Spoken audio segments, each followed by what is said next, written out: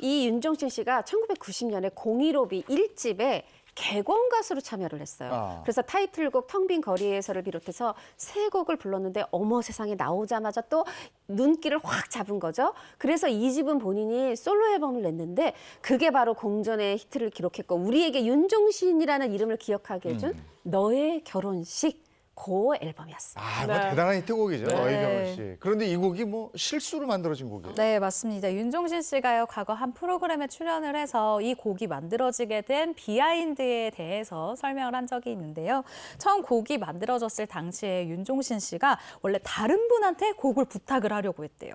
그래서 전화번호를 수소문을 해서 이제 딱 받았는데 이 번호가 다른 분의 번호가 온 거예요. 그래서 박주연 작사가에게 연결이 됐는데 제가 다른 분을 찾으려고 했었는데요 라고 말을 못해서 그냥 이 박주연 작사가한테 그대로 곡을 맡겼는데 이렇게 명곡이 탄생하게 된 거죠.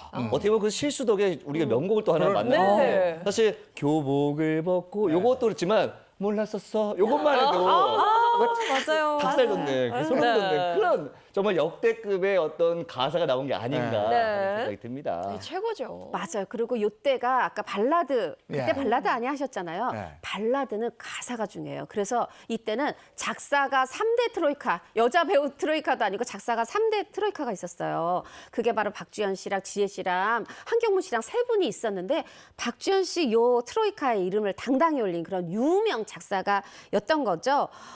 근데 그러다 보니까 이 뭐 박주연 씨가 거의 뭐 1990년대 이 노랫말 평정했다 이런 얘기를 듣는데 자, 뭘 작곡했나 들어보시면 이 말에 동의하실 겁니다.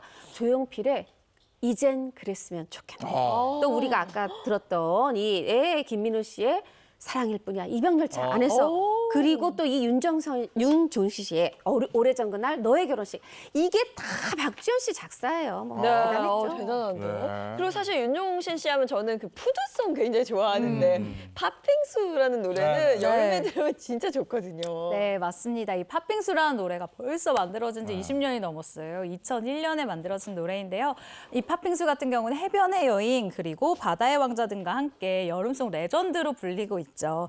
과거 한 인터뷰에서 윤종신 씨가 자신의 이 앨범 중에 가장 마음에 드는 앨범이 무엇이냐라는 질문에 이 9집이다. 제일 창의적인 작품이었다. 버릴 곡이 하나도 없었다. 라면서 이 팥빙수가 들어간 앨범 그리고 노래에 대한 만족감을 표현하기도 했습니다. 1990년대에 소녀의 마음을 흔들었던 네. 감성 멜로디의 주인공이 이렇게 푸드송을 만들게 된 무슨 이유가 있을까요? 그렇죠. 윤종신 씨가요. 당시 이런 고민을 했대요.